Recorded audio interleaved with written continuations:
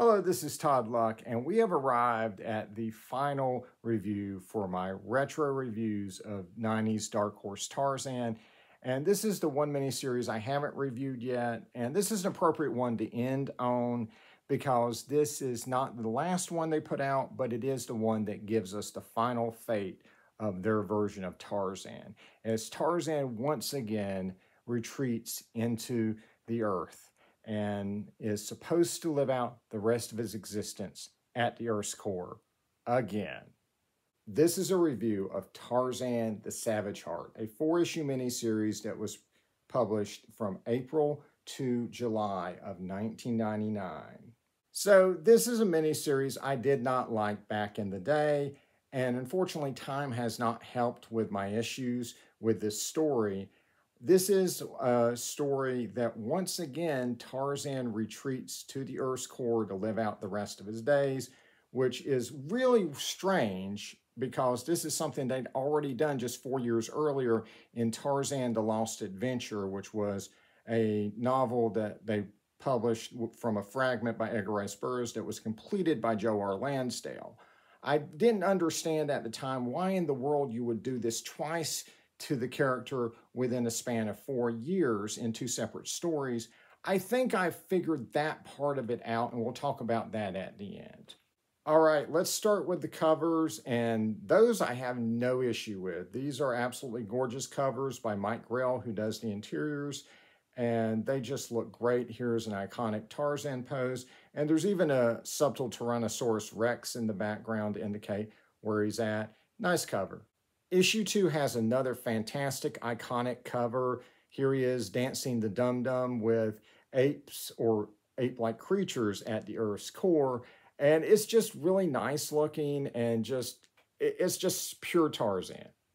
Issue 3 has this fantastic action shot with Tarzan facing off against a saber-toothed tiger. And this is one of my favorite covers of the entire Dark Horse run. And issue 4 has Tarzan facing off against this monster that he fights in the final issue. And these are really solid covers. If that's all you're looking for, this is worth picking up. So the interior artwork is also done by Mike Grell, who also did a run on the Tarzan comics. He's also known for drawing quite a few other comics over the years, and he does a great job. So the artwork in the final issue is credited to both Mike Grell and Christopher Schenck, and Schenk's art style is a bit different than Grell's, so it is slightly jarring, but it's still good stuff, and Schenck was the first artist on Dark Horse's ongoing Tarzan series, so it's kind of cool to see him send the character off as well. And by the way, there was also a Dark Horse Presents tie-in issue, and that was Dark Horse Presents 143, and it's all Tarzan and Pellucidar. And it has this wonderful Thomas Yates cover with Tarzan and this very yellow dinosaur, which is pretty awesome.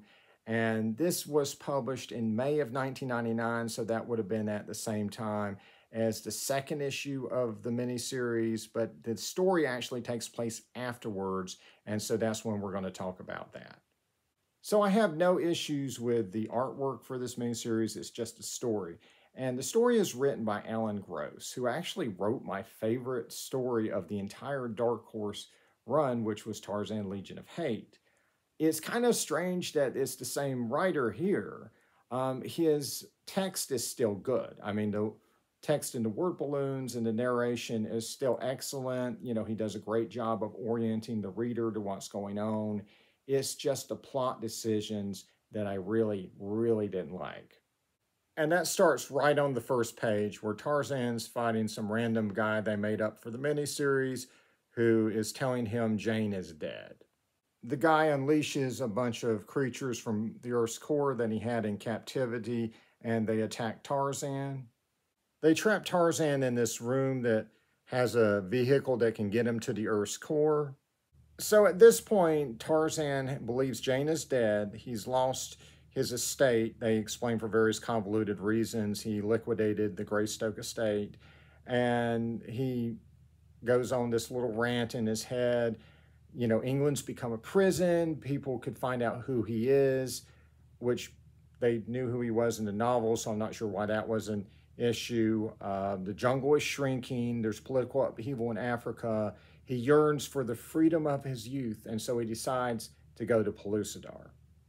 All right, just a few issues here. So first of all, why in the world is Tarzan taking a villain at his word that Jane is dead? Jane in the novels was declared dead a couple times, and of course she wasn't. To a reader, it's kind of a lame plot device because we know she's alive.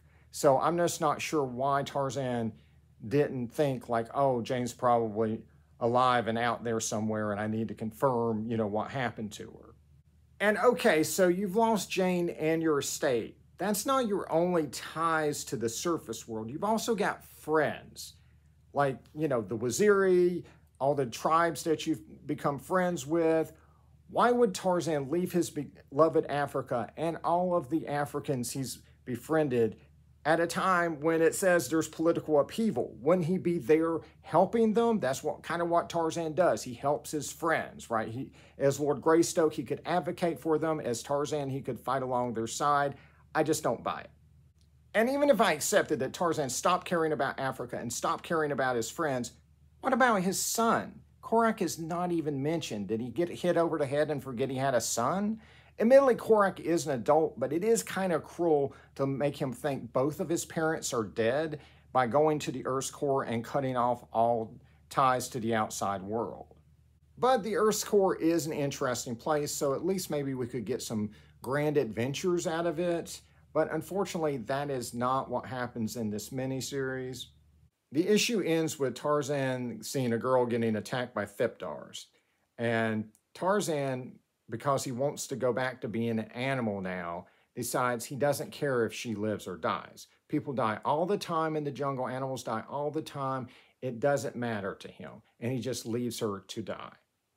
All right, big issues with this. So this is from the same writer who pointed out that Tarzan helps people just by instinct. It's just ingrained in who he is.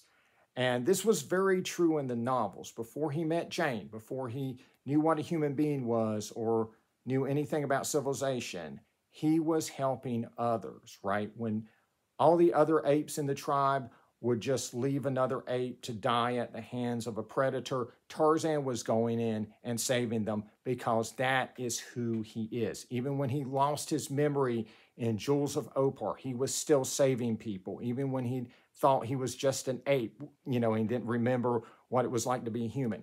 Even when Jane died, or he thought Jane died in Tarzan the Untamed, he was still helping people. It's just ingrained in who he is.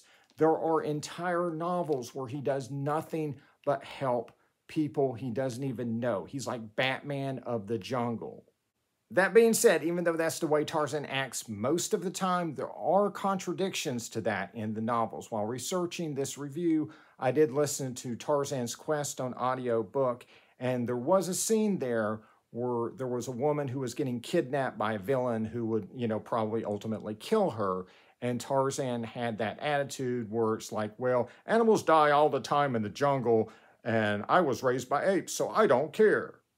And so, yeah, it is a little weird that scenes like that do exist, where just for one scene that Tarzan becomes an anti-hero. In that particular case, he did change his mind and decide to save her for other reasons.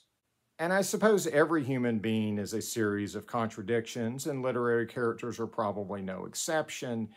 But I don't know if we really need to infatuate over those rare contradictions. For instance, in Jungle Tales of Tarzan, Tarzan literally murders a man in cold blood just because he annoyed him. Just because Tarzan did that one time doesn't mean I need a series of Tarzan stories about him murdering people. I would say if a character behaves a certain way 90% of the time, it's okay to go with that as the default for the character that you're writing. The next two issues are spent with Tarzan wanting to be an animal and instead finding civilization wherever he goes, which isn't particularly fun to read. Also, there's kind of this weird waxing poetic about his youth and that he had peace when he was living with the tribe of Kerchak before he had contact with humans, which isn't really a thing, but I guess maybe that's just him looking at rose-tinted glasses when he's thinking about his childhood. And by the way, just to make things weirder, this story seems to have been originally designed to be divided into smaller segments that would be labeled as chapters, but they forgot the chapter headings, or at least for the most part. So you'll be reading issue 2, and just in the middle of it, all of a sudden you're in chapter 7. And so in issue 3, we established that David Enos and Diane the Beautiful have once again disappeared, and now Abner Perry is in charge of Pellucidar at the Earth's core. And so he's trying to civilize the people there, and it's kind of this parody of civilization. It's kind of silly. He's trying to teach them how to sing opera, but of course it has this dark, sinister underbelly to it, and Tarzan rebels against that. By the end of the issue, Abner Perry has declared war on Tarzan, and I haven't read enough of the Earth's core stuff to say if this is within Perry's character or not, but I will say it's just not particularly entertaining to read. But don't worry, they'll barely deal with that in issue 4, because right off the bat, Tarzan just happens to find the guy who killed Jane, and he just happens to show up at the Earth's core. And when Tarzan confronts him, this dude transforms into this monster that you're seeing over here. And I mean, he transforms on the spot like a Resident Evil boss. They tried to justify it by saying he was using the same technology that the mad scientist had in Tarzan and the Lion Man, but it would not justify a Resident Evil boss transformation in a Tarzan story. And so Tarzan gets in a fight with the saber-toothed tiger, bear, crocodile thing. But then the fight is interrupted by these tattooed guys. And apparently they're a tribe that for some reason has conquered most of Pellucidar at this point. And they have Abner Perry's daughter. Now, apparently she is the woman that Tarzan abandoned. He later did kind of feel remorse for that and decided to go look for her. And it described her as being a redhead, and obviously she's shown as having dark hair here, and then has blonde hair for the rest of the issue. Apparently, Abner Perry's daughter is part chameleon and can change her hair color on command. At the end, Perry's daughter is saved, and Tarzan and Perry, I guess, leave on okay terms. And he refuses to help Perry in his war against the tattooed dudes. There's never any resolution or explanation to the disappearance of David Enos or Diane the Beautiful. But more importantly, by the end of the issue, Tarzan realizes finally that Jane is alive and has a machine that can take him back to the surface world to find her. And judging from the explanation that they give to why Jane is alive and how she escaped from the villain, most likely she had been missing for quite a while before Tarzan confronted the villain in the first issue. And that means that Jane is probably in trouble. She probably needs some help getting home. And so, of course, Tarzan should immediately book it to the surface world and start looking for his wife. But instead, he swings off into the jungle, saying he is not going to return to the surface world because he belongs in the jungle, saying that even though Jane learned how to live in his world, he never learned how to live in hers. Okay, at this point, this is a good time to look at Dark Horse Presents 143 as a way to salvage this. So it rehashes that scene, but does it in a slightly different way. I'm not sure if Thomas Yates, who does the writing for the first 2 chapters here, just had a different take, or if they just weren't on the same page as to what actually happened. But here Tarzan says that he does love Jane and that he will use the machine to return to the surface and find her, but right now he just wants to explore Pellucidar. Now, that doesn't make any sense, but at least he's giving some lip service to actually loving his wife. And just for the record, Abner Perry's daughter's hair is now black. But once we get past that first page and the changing hair colors, it is actually a very, very good issue. Thomas Yates' artwork is phenomenal as usual. The stories are the type of adventure I would fully expect from Tarzan in Pellucidar. The issue is divided into 3 chapters. Thomas Yates draws all of it, and he writes the first 2 chapters. The final chapter is written by Steve Bissette, And that seems very appropriate because I know Bissett best for his work on Tyrant, which was a series about the life of a Tyrannosaurus Rex. And so that chapter does have several dinosaurs in it, including a Tyrannosaurus Rex that Tarzan fights at the beginning. You do not have to have read the miniseries to understand this issue, and so I do definitely recommend getting Dark Horse Presents 143. So let's talk about where this fits in historically. After this miniseries, there's only 2 more Tarzan miniseries that would be produced during Dark Horse's regular run of Tarzan comics. And so I've already done reviews of both of these. One of them is Batman Tarzan, which is a crossover, so it was out of continuity. And the other is Tarzan, The Rivers of Blood. And that was a leftover Malibu project from the early 90s. And so this miniseries acted as the final Tarzan story for the Dark Horse version of the character. I believe this probably started life as a plot line that was going to be written by Alan Gross called Tarzan Primeval, that was supposed to be the next plot line after Tarzan and the Moon Men in the Tarzan ongoing series. That didn't happen, and instead it ended up as this miniseries. And I suspect there were probably some changes made by the time we got here. And so why did this miniseries end up having Tarzan go to the Earth's core to live for the rest of his life, just like Tarzan the Lost Adventure? Like I said, they'd already done that 4 years earlier. So if we go back and look at the very first Tarzan comic that Dark Horse created, Tarzan vs. Predator, that first issue's inside cover tells us that it takes place after the Lost Adventure. And it tells us that even though Tarzan was trapped in a tunnel that led to the Earth's core, he didn't make it to the Earth's core. He turned back and returned to the surface world. And so Dark Horse's run on Tarzan is essentially at the end of Lost Adventure, he doesn't make it, has to return to the Earth's surface, has adventures, and this miniseries is returning him to that fate that Lost Adventure had for him, where he is in the Earth's core. And so that, my friends, is the final fate of comic book Tarzan. Because on February of 2000, Tarzan, The Rivers of Blood #4 would become the last regularly produced Tarzan comic in America. Now, Dark Horse will occasionally, after that, publish a Tarzan story here and there. There have been a handful of them over the last couple decades, and I've done reviews of most of those.